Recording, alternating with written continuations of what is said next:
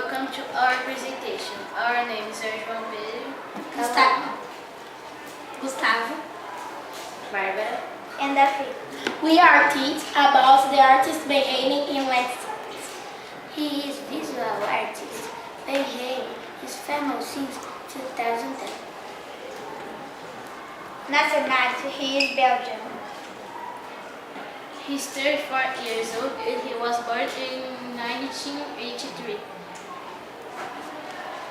Her movement is surrealism and pop art. His most famous project, he paints as camera. He combines a photograph and drawing.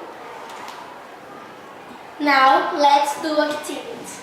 Look at the picture and draw the small dinosaur inside the egg. Use your imagination.